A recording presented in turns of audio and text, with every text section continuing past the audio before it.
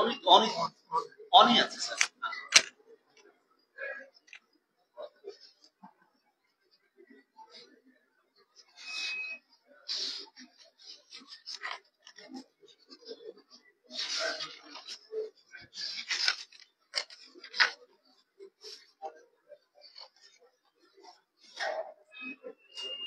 প্রিয় সাংবাদিক বন্ধুরা, আপনারা সবাই অলরেডি দেখেছেন যে এখানে আজকে একটা ইনোগ্রেশন প্রোগ্রাম প্রজ্ঞা ভবনে হয়েছে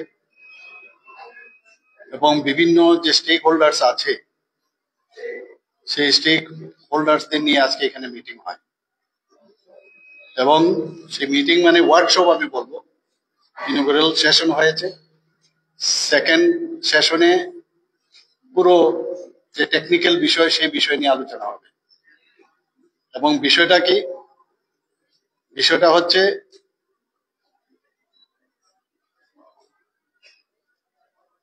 যে বিভিন্ন যে আমাদের 1 জুলাই 2024 তিনটা নতুন যে ক্রিমিনাল লজ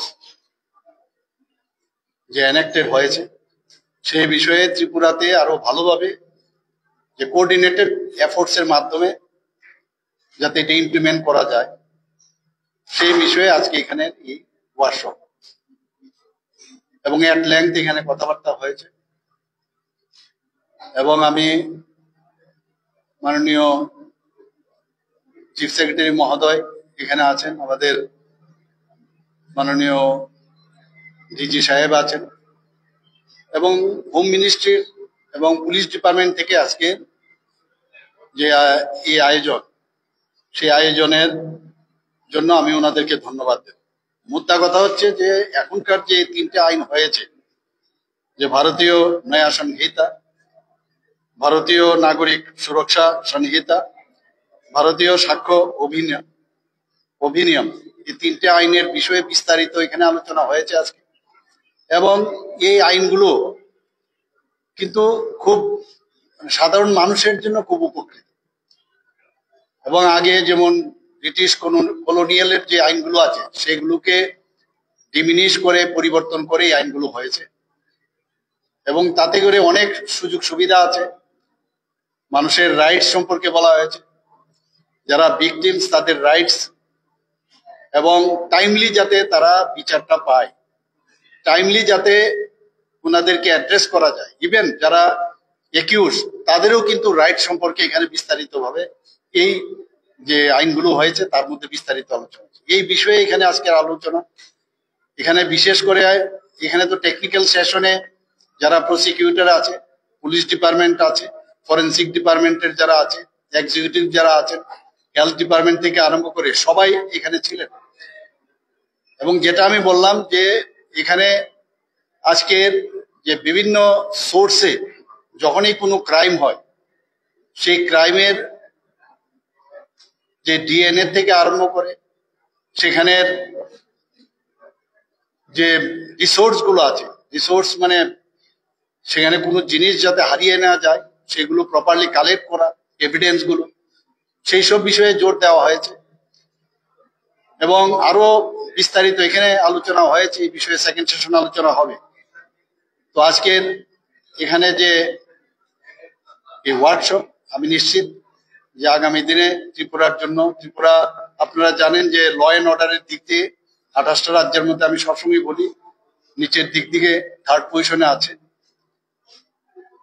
এবং আমরা চাইছি যে এটাকে আরো নিচের দিকে যাতে আমাদের যায়। এনডিপিএস এর কেস সম্পর্কে এখানে আলোচনা হবে, বিস্তারিত আলোচনা হয়েছে এবং সেকেন্ড সেশনে এখানে আলোচনা হবে।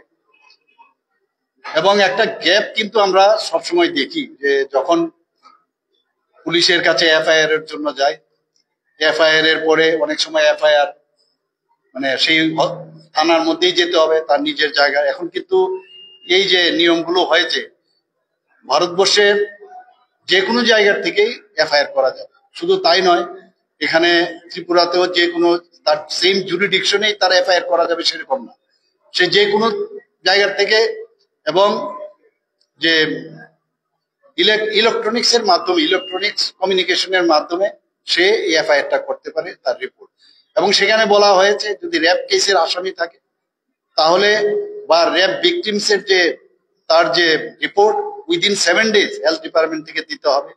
র্যাপ ভিকটিমস বা উইমেন্স তাদের বিনা পয়সায় তাদের চিকিৎসা যাতে করানো হয় ইমিডিয়েটলি, সেই ব্যবস্থা আছে। কোনো জায়গায় ক্রাইম যদি সেই রকম দেখা যায় যে 7 বছরের সেখানে তার জেল হতে পারে, সেখানে ফরেন্সিক ডিপার্টমেন্ট থেকে ইমিডিয়েটলি সেখানে যেতে হবে। এরকম অনেক পয়েন্টস আছে যে এত সুন্দরভাবে যে জেনারেল মানুষদের জন্য যেভাবে একটা ফ্রেন্ডলি আইন এখানে হয়েছে সেই বিষয়ে এখানে আলোচনা হয়েছে।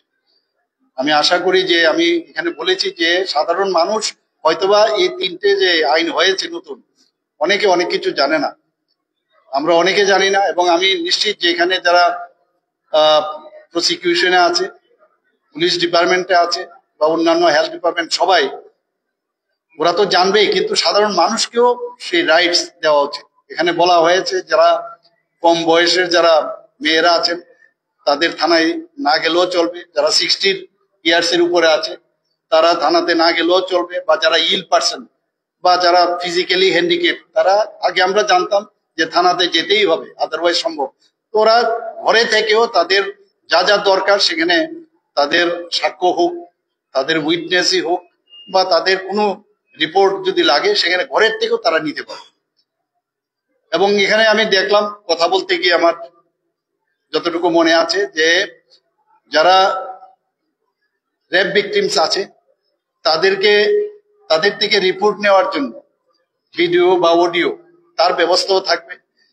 এবং সেখানে প্রেফারেবলি ইন প্রেজেন্স অফ মানে উইমেন ম্যাজিস্ট্রেট থাকবে ওখানে। এরকম প্রচুর মানে ব্যবস্থা এই আইনের মধ্যে রয়েছে। এবং আজকের এই ওয়ার্কশপ সাকসেস হোক, এবং সাকসেস হবে আশা করি। আমি ডিজি সাহেবের সাথে কথা বলেছি আরো কিভাবে এগুলোকে মানে আমরা যাতে এমন না হয় কথাই বললাম কাজ না হয়। এবং আমি এখানেও এটাও বলেছি যে কোনো অ্যারেস্ট আমরা করলাম, অ্যারেস্ট মানে এটা না কনভিকশন। অ্যারেস্ট করার পরে তাকে যাতে কনভিকশন পায় তার জন্য যা যা মানে তার জন্য যা যা দরকার সেগুলো যেন এট বেস্ট করা, কোনো জায়গায় যেন কোনো খামতি না থাকে। এসব নিয়ে আলোচনা হবে, আপনারা বিস্তৃতভাবে আরো খবর পাবেন। সবাইকে অসংখ্য ধন্যবাদ, নমস্কার।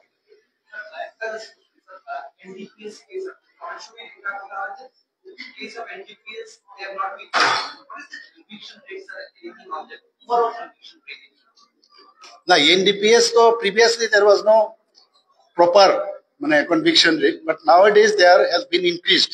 There has been increased the conviction rate regarding this NDPS case. And I told the police and our PP, APP and all legal people, I told them there must be some coordination between police and them. And in case there is any lacuna, it should be, or there is gap, it should be filled up.